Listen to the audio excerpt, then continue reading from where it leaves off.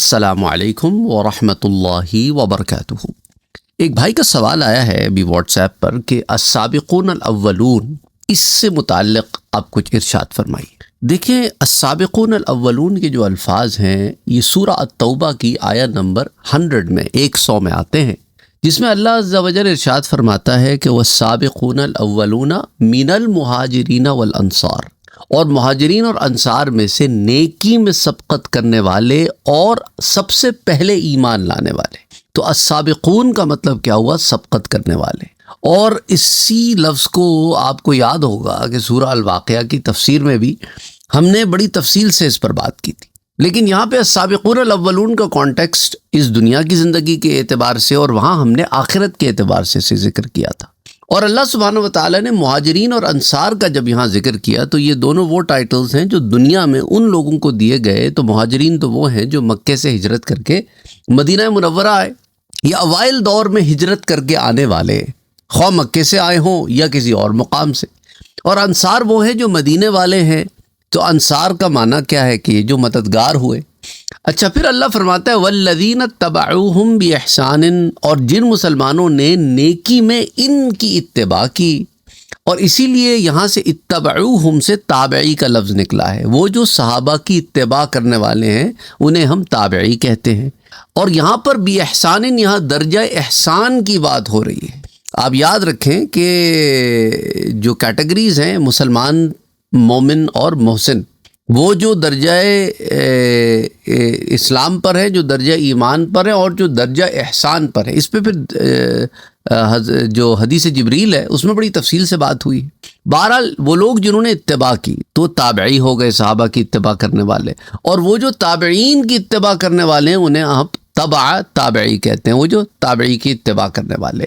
اچھا، اور پھر احادیث مبارکہ میں بھی جو تفصیل آتی ہے 3 دور کی، اس پر بھی ہم پہلے بات کر چکے ہیں۔ بالا رضی اللہ عنہم، تو یہ وہ لوگ ہیں جن سے اللہ راضی ہو گیا، ورضوا عنہ، اور وہ بھی اللہ سے راضی ہو گئے، وَأَعَدَّ لَهُمْ، اور ان کے لیے تیار کی ہے ان کے رب نے کیا؟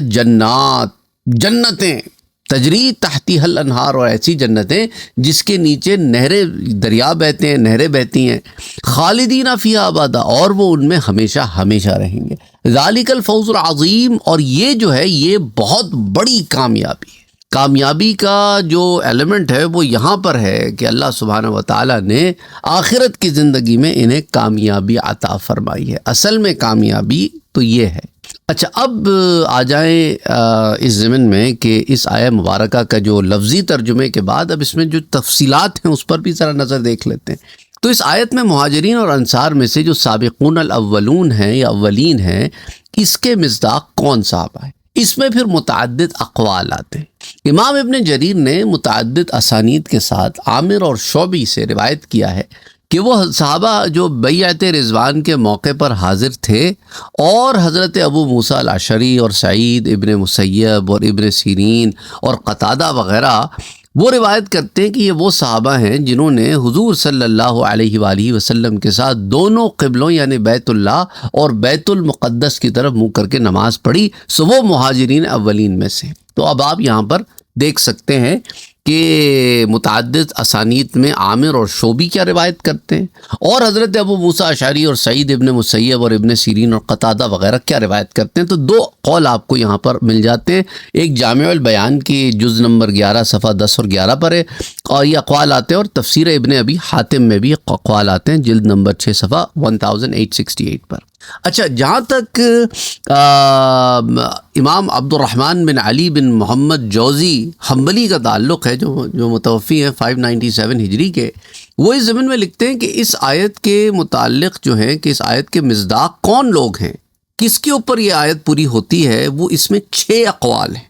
ایک تو حضرت ابو موسیٰ الاشعری کا ہے، اور ساتھ سعید ابن مسیب اور ابن سیرین اور قتادہ وغیرہ کا ہے کہ اس سے مراد وہ صحابہ ہیں جنہوں نے حضور صلی اللہ علیہ وسلم کے ساتھ دونوں قبلوں کی طرف منہ کر کے نماز پڑھی۔ یعنی قبلے کا جب تعین ہوا تھا اوائل دور میں تو سب جو مسجد اقصی ہے اس کی طرف رخ کر کے نماز پڑھتے تھے، اور بعد میں مدنی زندگی میں چند ماہ گزرنے کے بعد مکہ معظمہ کی طرف رخ کر کے نماز پڑھنے لگ گئے۔ تو وہ صحابہ جنہوں نے دونوں قبلوں کی طرف نماز پڑھی ہے، وہ صحابہ جو ہے وہ اولین ہیں۔ ان میں مہاجرین بھی ہیں اور انصار بھی ہیں۔ اچھا، اسی شعبی کہتے ہیں کہ دیکھیے یہ وہ صحابہ ہیں جنہوں نے حضور صلی اللہ علیہ وسلم کے ہاتھ پر بیعت رضوان کی تھی، اور یہ بیعت حدیبیہ ہے۔ اور عطا بن ابی رباح کہتے ہیں کہ اس سے مراد اہل بدر ہیں، اور محمد بن کعب القرظی کہتے ہیں کہ ان سے مراد حضور صلی اللہ علیہ وآلہ وسلم کے تمام اصحاب ہیں، اور ان کو حضور صلی اللہ علیہ وسلم کی صحبت میں سبقت حاصل ہے، اور بے شک اللہ نے نبی صلی اللہ علیہ وسلم کے تمام اصحاب کی مغفرت کر دی ہے، اور ان کے لیے جنت کو واجب کر دیا ہے، خواہ وہ نیکوکار ہوں یا ان میں کوئی کمی رہ گئی ہو۔ اچھا، اسی طرح علامہ ماوردی کہتے ہیں کہ ان سے مراد وہ صحابہ ہیں جنہوں نے موت اور شہادت میں سبقت کی اور اللہ کے ثواب کی طرف سبقت کی۔ اور اسی طرح قاضی ابو یعلا کہتے ہیں کہ ان سے مراد وہ صحابہ ہیں جو ہجرت سے پہلے اسلام لے آئے تھے، یعنی مدینہ منورہ ہجرت کرنے سے پہلے جو اسلام لے آئے تھے وہ مہاجرون ہیں۔ تو اب آپ کو یہاں پر یہ تفصیلات جو ہے متعدد اقوال اس ضمن میں مل جاتے ہیں، اور یہ زاد المسیر کی جلد نمبر 3 صفحہ نمبر 490 اور 491 پر مل جاتے ہیں۔ اچھا، اب تاہم اس سے کوئی چیز مانے نہیں ہے کہ ان تمام اقسام کو اس آیت کا مصداق قرار دیا جائے، اور اس پر پھر علماء نے اس لیے جمع کیا نا کیونکہ مختلف دور میں مختلف علماء نے مختلف آراء، اور یہ بہت بڑے بڑے لوگ ہیں جنہوں نے اس ضمن میں ان آراء کو سامنے رکھا ہے۔ اچھا، اس ضمن میں یہ بھی میں آپ کو بتاتا چلوں کہ ابو منصور بغدادی کہتے ہیں کہ ہمارے اصحاب کا اس پر اجماع ہے کہ تمام صحابہ میں افضل خلفائے اربعہ ہیں، اس کے بعد پھر عشرہ مبشرہ ہیں۔ اچھا، عشرہ مبشرہ میں سے 4 تو خلفاء راشدین ہی ہیں نا، پھر باقی اور 6 لوگ ہیں، حضرت طلحہ ہیں، حضرت زبیر ہیں، حضرت عبد الرحمن ابن عوف ہیں، حضرت سعد ابن ابی وقاص ہیں، حضرت سعید ابن زید ہیں، حضرت ابو عبیدہ ابن الجراح ہیں۔ تو یہ وہ باقی 6 لوگ ہیں، 4 خلفاء راشد جو ہیں ان کے بعد، خلفاء راشدین کے بعد یہ۔ اچھا، یہ جو روایت آتی ہے نا عشرہ مبشرہ، تو یہ 3747 حدیث نمبر ہے سنن ترمذی میں۔ ان کے بعد پھر اصحاب بدر ہیں، پھر ان کے بعد اصحاب احد ہیں، پھر اس کے بعد حدیبیہ میں اہل بیعت رضوان والے۔ تو فتح القدیر میں جلد نمبر 2 صفحہ 563 پر یہ ابو منصور بغدادی کا یہ قول موجود ہے۔ اچھا، امام فخر الدین رازی فرماتے ہیں تفسیر کبیر میں جلد نمبر 6 صفحہ 137-138 پر کہ میرے نزدیک اس آیت کا مصداق وہ شخص ہے جو حضور صلی اللہ علیہ وآلہ وسلم کی طرف ہجرت اور آپ کی نصرت میں سب سے سابق اور سب سے اول ہو، اور وہ حضرت ابو بکر صدیق رضی اللہ تعالیٰ عنہ ہیں، کیونکہ وہ حضور اکرم صلی اللہ علیہ وآلہ وسلم کی خدمت میں حاضر رہتے تھے اور ہر مقام اور ہر جگہ میں آپ کے ساتھ ہوتے تھے، اس لیے حضرت ابو بکر کا مقام دوسرے صحابہ سے بہت زیادہ بلند ہے۔ اور حضرت علی بن ابی طالب اگرچہ مہاجرین اولین میں سے ہیں، لیکن انہوں نے حضور صلی اللہ علیہ وسلم کی ہجرت کے بعد ہجرت کی ہے، اور اس میں کوئی شک نہیں کہ وہ حضور صلی اللہ علیہ وسلم کی مہمات کو انجام دینے کے لیے مکے میں رہے، لیکن ہجرت میں سبقت کرنے کا شرف ابو بکر رضی اللہ تعالیٰ عنہ کو حاصل ہوا۔ اسی طرح حضور صلی اللہ علیہ وسلم کی نصرت میں بھی سبقت کا شرف حضرت ابو بکر رضی اللہ تعالیٰ عنہ کو حاصل ہوا۔ تو یہ امام فخر الدین رازی کی رائے جو ہے تفسیر کبیر میں موجود ہے۔ اگین میں آپ کے سامنے مختلف علماء کی رائے رکھ رہا ہوں۔ مہاجرین اور انصار میں سے ایمان میں سبقت کرنے والوں کی کچھ تفصیل امام بغوی بھی روایت کرتے ہیں، جن کا نام ابو محمد ان کی کنیت تھی، الحسین بن مسعود الفرا البغوی، متوفی 516 ہجری کے ہیں آپ۔ وہ کہتے ہیں کہ اس میں اختلاف ہے کہ رسول اکرم صلی اللہ علیہ وآلہ وسلم کی زوجہ حضرت خدیجہ رضی اللہ تعالی عنہا کے بعد سب سے پہلے اسلام کون لایا۔ حضرت خدیجہ تو سب سے پہلے اسلام لائیں، اس میں تو کوئی دو رائے ہے ہی نہیں نا، سب اس پر اتفاق کرتے ہیں کہ سب سے پہلے ایمان لانے والی حضرت خدیجہ رضی اللہ تعالی عنہ۔ اچھا، بعض علماء کہتے ہیں کہ سب سے پہلے جو ایمان لائے اور جنہوں نے آپ کے ساتھ نماز پڑھی وہ حضرت علی بن ابی طالب ہیں، اور یہ حضرت جابر کا قول ہے۔ اور امام ابن اسحاق کہتے ہیں کہ حضرت علی 10 سال کی عمر میں اسلام لائے تھے، اور بعض کہتے ہیں کہ حضرت خدیجہ کے بعد جو سب سے پہلے اسلام لائے وہ صدیق اکبر ہیں، اور یہ حضرت عبداللہ ابن عباس اور ابراہیم نخعی اور شعبی وغیرہ کا قول ہے۔ اور بعض کہتے ہیں کہ سب سے پہلے حضرت زید بن حارثہ اسلام لائے، اور یہ زہری اور عروہ ابن زبیر کا قول ہے۔ اور اسحاق بن ابراہیم حنظلی نے ان اقوال کو جمع کیا ہے، تاکہ اس کے اندر ہوتا کیا ہے کہ جب بعض علماء اس طرح کی سٹیٹمنٹ دیتے ہیں نا، وہ کنٹیکسچول سٹیٹمنٹ ہوتی ہے، تو بعد کے علماء نے ان کنٹیکسچول سٹیٹمنٹس کو جمع کیا ہے تاکہ کسی کے ذہن میں اگر کوئی سوال پیدا ہوتا ہے تو وہ خارج ہو جائے۔ وہ کہتے ہیں کہ دیکھو، ان علماء میں سے سب ٹھیک ہیں کیوں؟ کیونکہ مردوں میں سب سے پہلے جو عاقل، بالغ اور بالکل فری مین جن کو آپ کہتے ہیں نا، ان میں حضرت ابو بکر صدیق رضی اللہ تعالیٰ عنہ سب سے پہلے اسلام لے کے آئے۔ عورتوں میں عاقلہ، بالغہ، حر، آزاد عورت حضرت خدیجہ رضی اللہ تعالی عنہا ان میں سب سے پہلے اسلام لائیں۔ بچوں میں آزاد بچے بالکل جو ہے ان میں حضرت علی رضی اللہ تعالی عنہ اسلام لائے، اور غلاموں میں سب سے پہلے حضرت زید بن حارثہ رضی اللہ تعالی عنہ اسلام لائے۔ تو اس طرح ان ڈفرنٹ کیٹیگریز میں یہ سب لوگ صف اول میں ہیں، لیکن ان سب میں سب سے پہلے اسلام کون لائے؟ تو حضرت خدیجہ رضی اللہ تعالی عنہ۔ اچھا، امام ابن اسحاق کہتے ہیں کہ جب حضرت ابو بکر اسلام لائے تو انہوں نے اپنے اسلام کا اظہار کیا اور لوگوں کو اللہ اور اس کے رسول کی طرف دعوت دی۔ تو اس طرح اگر آپ اس معنی میں دیکھتے ہیں کہ سب سے پہلے کس نے اپنے اسلام کا اعلان کیا اور سب سے پہلے کس نے دعوت دی، تو ان دونوں کیٹیگری میں حضرت ابو بکر رضی اللہ تعالیٰ عنہ آپ کو صف اول پہ نظر آئیں گے، اور لوگوں کو اللہ اور اس کے رسول کی طرف بلایا انہوں نے۔ اور حضرت ابو بکر قریش میں عمدہ نسب سے تعلق رکھتے تھے، نرم مزاج تھے، تاجر تھے، اور اس وجہ سے آپ سمجھ سکتے ہیں کہ ان کا سٹیٹس کیا تھا اور ان کے ملنے والے جو لوگ تھے وہ کون تھے۔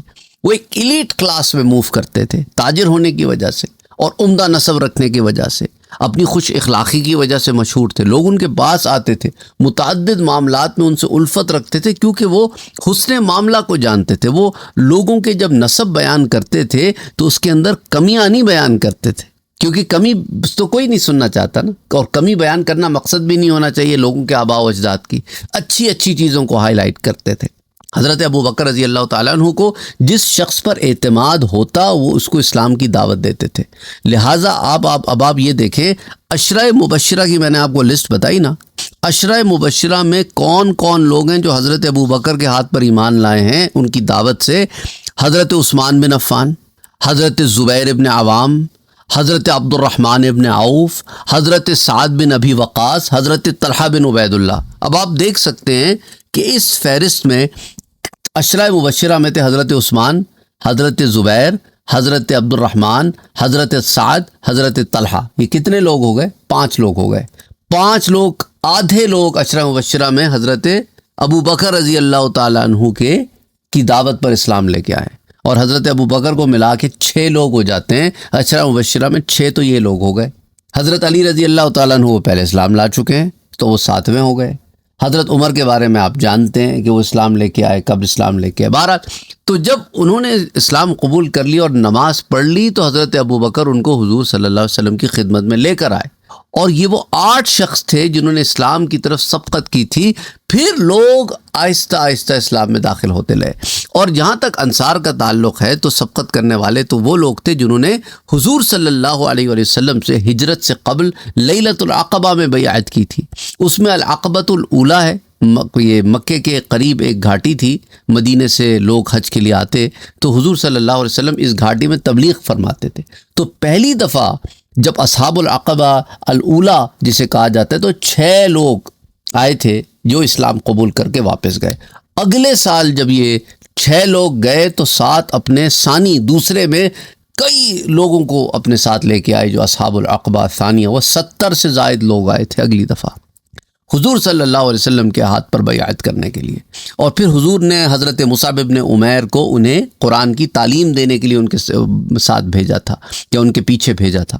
پھر ان کے ساتھ پھر انصار کے مردوں، عورتوں اور بچوں کی ایک بڑی تعداد اسلام لائی۔ تو معالم التنزیل کی جلد نمبر 2 صفحہ 271 پر یہ تفصیلات آتی ہیں۔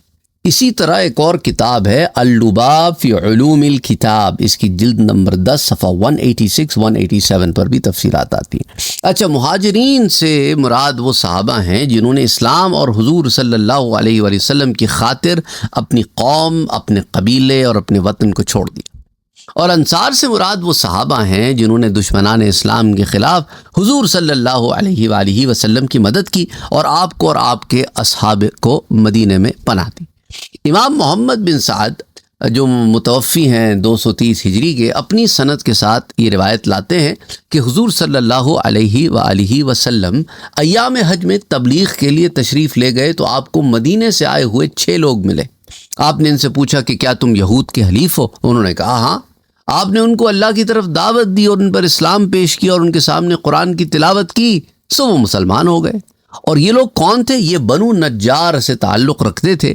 اور ان میں کون لوگ تھے؟ ان میں حضرت اسعد بن زرارہ ہیں، حضرت عوف بن الحارث ہیں، اور اسی طرح بنو زریق اس قبیلے کے بھی لوگ آئے تھے، جن میں حضرت رافع بن مالک ہیں، اور بنو سلمہ سے بھی آئے تھے جو قطبہ بن عامر بن حدیدہ، اور بنو حرام میں سے پھر عقبہ بن عامر بن نابی، اور پھر اسی طرح بنو عبید بن عدی بن سلمہ سے حضرت جابر بن عبداللہ، اسی طرح اور ان سے پہلے مدینے سے پھر ان سے پہلے کوئی آ کر مسلمان نہیں ہوا تھا۔ تو یہ اس پر اجماع ہے کہ یہ 6 لوگ ہیں، یہ 6 صحابہ مدینہ گئے اور انہوں نے اپنی قوم کو پھر اسلام کی دعوت دی، اور پھر جن سے اسلام آگے پھیلا اور پھر جنہوں نے اسلام لانا تھا وہ اسلام لے آئے۔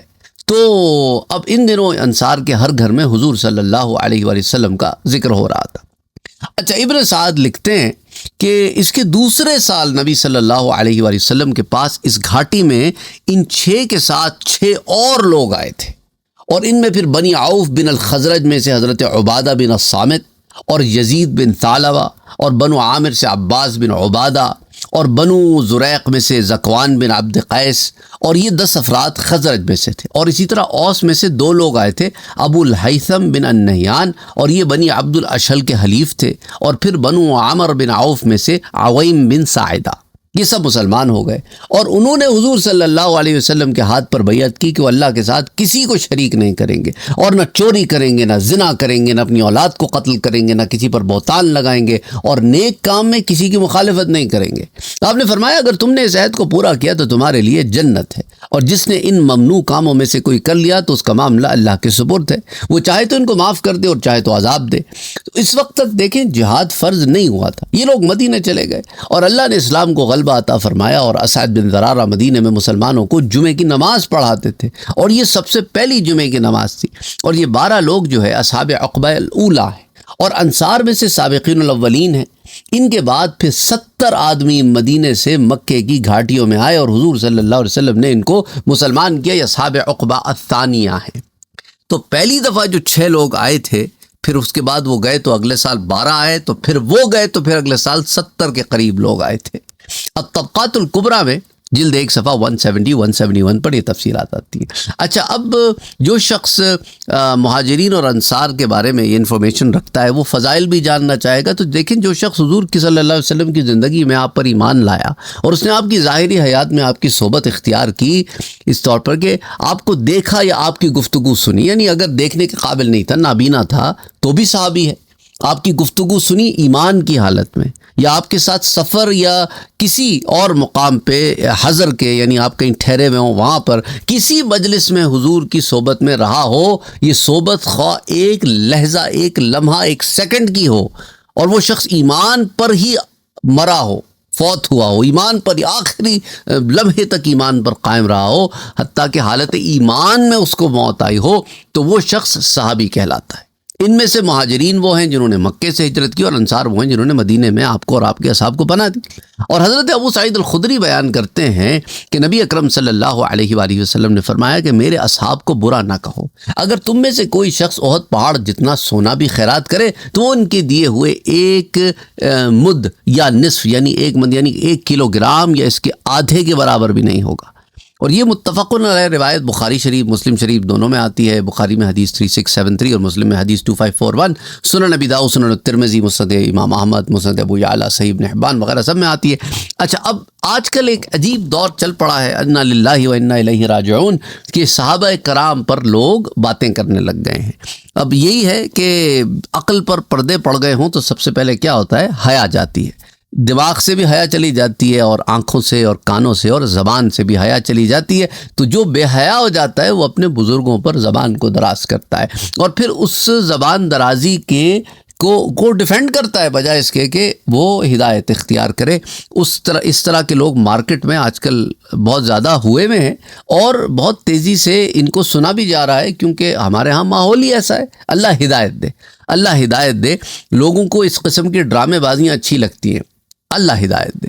حضرت عبداللہ بن مغفل رضی اللہ تعالیٰ عنہ بیان کرتے ہیں کہ نبی اکرم صلی اللہ علیہ وآلہ وسلم نے فرمایا، میرے اصحاب کے بارے میں اللہ سے ڈرو، یہی اسٹیٹمنٹ کافی ہونی چاہیے تھی کہ حضور نے اس کو ملٹیپل ٹائم فرمایا. اور میرے اصحاب کے بارے میں اللہ سے ڈرو، میرے بعد ان کو اپنے تان کا نشانہ نہ بناؤ. جس سے ان سے محبت رکھی، جس نے ان سے محبت رکھی تو اس نے مجھ سے محبت رکھی اور اس وجہ سے محبت رکھی ان سے، اور جس نے ان سے بغض رکھا تو بیسکلی اس نے مجھ سے بغض رکھا، اسی وجہ سے ان سے بھی بغض رکھا. اور جس نے ان کو ایذا دی اس نے مجھ کو ایذا دی، اور جس نے مجھ کو ایذا دی اس نے اللہ کو ایذا دی، اور جس نے اللہ کو ایذا دی تو عنقریب وہ اس کو پکڑ لے گا. یعنی اللہ سبحانہ و تعالیٰ کو یہ عمل تمہارا قبول نہیں ہے کہ تم اللہ کے رسول کے صحابہ کو نشانہ بناؤ اپنے تان کا. اب وہ لوگ جو ایسا کرتے ہیں وہ خود ہی سوچ لیں. سنیں، اب اس کے اندر ہیلے بہانے کرنے بیٹھ جاتے ہیں، اس کے اندر کوئی اپنی طرف سے اٹکل پچھو لے کے آتے ہیں. اگین آپ سمجھا سکتے ہیں، بتا سکتے ہیں، وہی بات ہے، گھوڑے کو پانی تک لا سکتے ہیں، پانی زبردستی پلا نہیں سکتے. سنن الترمذی کی روایت ہے، حدیث 3862، صحیح ابن حبان میں آتی ہے، درجہ صحیح کی روایت ہے، حدیث 7256 ہے، مسند امام احمد اور حلیۃ الاولیاء میں بھی آتی ہے.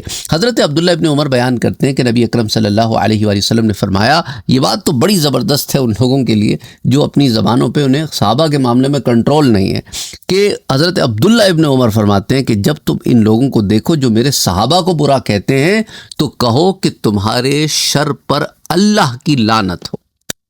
یہ معاملہ اللہ کے سپرد ہے، بس. تو جو تم کر رہے ہو وہ شر ہے، یہ معاملہ اللہ کے سپرد ہے. اب تم جانو قیامت کے دن برزخی حیات میں خود جواب دینا. یہاں پر بڑے اچھل رہے ہو، جواب تم دینا. حضرت کعب بن عجرہ رضی اللہ، اچھا یہ روایت سنن ترمذی میں آتی ہے، بائی دا وے، حدیث 3866، المعجم الاوسط میں امام طبرانی روایت کرتے ہیں، پھر تاریخ بغداد میں، تہذیب الکمال میں بھی یہ روایت آتی ہے. اسی طرح حضرت کعب بن عجرہ بیان کرتے ہیں کہ ایک دن ہم حضور صلی اللہ علیہ وآلہ وسلم کے گھروں کے سامنے مسجد النبوی میں بیٹھے ہوئے تھے. ہمیں ایک جماعت انصار کی تھی اور ایک جماعت مہاجرین کی اور ایک جماعت بنو ہاشم کی. ہمیں یہ بحث ہوئی کہ حضور صلی اللہ علیہ وسلم کے کون زیادہ قریب ہے اور کون آپ کو زیادہ محبوب ہے. ہم نے کہا ہمارا انصار کا گروہ حضور صلی اللہ علیہ وآلہ وسلم پر ایمان لایا اور ہم نے آپ کی اتباع کی اور ہم نے آپ کے ساتھ جہاد کیا اور آپ کے دشمنوں سے لڑے، تو ہم حضور صلی اللہ علیہ وآلہ وسلم کے زیادہ قریب اور زیادہ محبوب ہیں. اور ہمارے برادر مہاجرین نے کہا کہ ہم نے اللہ اور اس کے رسول کی طرف ہجرت کی اور ہم نے اپنے خاندان، اپنے اہل و عیال، اپنے اموال کو چھوڑ دیا، اور جن معرکوں میں تم حاضر رہے ان میں ہم بھی حاضر تھے، تو ہم اور لوگوں کی بنسبت حضور صلی اللہ علیہ وسلم کے زیادہ قریب اور زیادہ محبوب ہیں. اور ہمارے برادر بنو ہاشم نے کہا کہ ہم حضور صلی اللہ علیہ وسلم کے خاندان سے ہیں اور جن موافقے پر تم حاضر تھے ان میں ہم بھی حاضر تھے، تو ہم حضور صلی اللہ علیہ وسلم کے زیادہ قریب ہیں اور آپ کے زیادہ محبوب ہیں. تب حضور صلی اللہ علیہ وآلہ وسلم ہمارے پاس تشریف لائے اور ہماری طرف متوجہ ہو کے فرمایا، تم کیا کہہ رہے تھے؟ ہم گروہ انصار نے اپنی بات دہرائی. آپ نے فرمایا تم نے سچ کہا، تمہاری بات کو کون مسترد کر سکتا ہے؟ پھر ہمارے برادر مہاجرین نے اپنی بات دہرائی تو آپ نے فرمایا انہوں نے سچ کہا، ان کی بات کو کون مسترد کر سکتا ہے؟ پھر ہمارے برادر بنو ہاشم نے اپنی بات دہرائی تو آپ نے فرمایا انہوں نے سچ کہا، ان کی بات کو کون مسترد کر سکتا ہے؟ پھر آپ نے فرمایا کیا میں تمہارے درمیان فیصلہ نہ کروں؟ ہم نے عرض کیا کیوں نہیں، آپ پر ہمارے ماں باپ فدا ہوں یا رسول اللہ صلی اللہ علیہ وسلم. آپ نے فرمایا اے انصار کے گروہ، میں صرف تمہارا بھائی ہوں. تو انہوں نے کہا اللہ اکبر، رب کعبہ کی قسم ہم بازی لے گئے. اور رہے تم اے گروہ مہاجرین، حضور نے فرمایا تو میں صرف تم میں سے ہوں. اللہ اکبر. ہاں، حضور نے کیا فرمایا؟ میں صرف تم میں سے ہوں. تو انہوں نے کہا اللہ اکبر، رب کعبہ کی قسم ہم جیت گئے. اور پھر حضور نے بنو ہاشم کی طرف دیکھا اور کہا رہے تم اے بنو ہاشم تو تم مجھ سے ہو اور میں تمہاری طرف ہوں. تو ہم سب کھڑے ہو گئے اور ہم سب راضی تھے اور حضور صلی اللہ علیہ وآلہ وسلم کی تحسین کرتے تھے. کتنی خوبصورتی سے حضور صلی اللہ علیہ وسلم نے اس معاملے میں ہر ایک کو صحیح قرار دے کے ہر ایک کی عزت کو رکھا اور ہر ایک کو اپنے سے کسی نہ کسی نسبت میں جوڑا. انصار سے کہا کہ تم میرے بھائی ہو، میں تمہارا بھائی ہوں. اور پھر مہاجرین سے کہا کہ میں صرف تم میں سے ہوں، یعنی میں بھی ہجرت کر کے آیا ہوں، تم بھی ہجرت کر کے آئے ہو. اور پھر بنو ہاشم سے کہا ارے تم تو مجھ سے ہو. اللہ اکبر. تو جن میں ہوں ان میں تم ہو، جو میرے بھائی ہیں وہ تمہارے بھی بھائی ہیں۔ اللہ اکبر ہے۔ تو سب راضی ہو گئے، سارا معاملہ ختم ہو گیا، اور حضور صلی اللہ علیہ وسلم کی تحسین کرتے ہوئے سب چلے گئے۔ امام طبرانی نے اسے المعجم الکبیر میں روایت کیا ہے، اور حافظ ہیثمی نے کہا اس حدیث کے ایک راوی کو میں نہیں پہچانتا، باقی سارے راوی ثقہ ہیں، اور بعض میں اختلاف ہے۔ اور مجمع الزوائد میں حدیث نمبر 16372 یہ حدیث آتی ہے۔ اچھا، حضرت مسلمہ بن مخلد بیان کرتے ہیں کہ نبی اکرم صلی اللہ علیہ وآلہ وسلم نے فرمایا کہ مہاجرین عام لوگوں سے 40 سال پہلے جنت کی نعمتوں میں ہوں گے، اور لوگ حساب میں گرفتار ہوں گے اور یہ جنت میں آلریڈی داخل ہو چکے ہوں گے۔ تو حدیث میں یہ المعجم الکبیر کی حدیث ہے، اور حافظ ہیثمی کہتے ہیں کہ اس کا ایک راوی عبد الرحمن بن مالک ہے، اس کو میں نہیں پہچانتا، اور باقی راوی سب ثقہ ہے۔ اور تو مجمع الزوائد میں یہ روایت آتی ہے، حدیث 16372۔ حضرت انس بیان کرتے ہیں کہ حضور صلی اللہ علیہ وآلہ وسلم نے فرمایا کہ ایمان کی علامت انصار سے محبت کرنا ہے، اور نفاق کی علامت انصار سے بغض کرنا ہے۔ یہ متفق علیہ، بخاری شریف کی حدیث 17، مسلم شریف کی حدیث 74، سنن نسائی کی حدیث 5019۔ اور حضرت برا بن عازب بیان کرتے ہیں کہ نبی اکرم صلی اللہ علیہ وآلہ وسلم نے فرمایا کہ انصار سے صرف مومن محبت رکھتا ہے، اور ان سے صرف منافق بغض رکھتا ہے، پس جو ان سے محبت کرے تو اللہ اس سے محبت کرے گا، اور جو ان سے بغض رکھے تو اللہ اس سے بغض رکھے گا۔ متفق علیہ روایت بخاری اور مسلم، بخاری میں حدیث 3783، مسلم میں حدیث 7560، سنن الترمذی میں حدیث 3900، سنن ابن ماجہ میں حدیث 163، مسند امام احمد میں حدیث آتی ہے، پھر یہ صحیح ابن حبان میں حدیث آتی ہے، تاریخ بغداد میں، شرح السنہ میں، مسند ابن الجعد میں آتی ہے حدیث 479۔ تو کئی کتب حدیث میں یہ روایت موجود ہے۔ اور جہاں تک آیہ مبارکہ کے اس حصے کی بات ہے کہ اللہ کی رضا اس پر موقوف ہے کہ مہاجرین اور انصار کی نیکیوں میں ان کی اتباع کی جائے، تو اف یو آر انٹرسٹڈ آپ مجھے کامنٹ سیکشن میں بتائیں، تو پھر ہم اس آیہ مبارکہ کے اس حصے پر بھی بات کریں گے۔ وما علینا الا البلاغ۔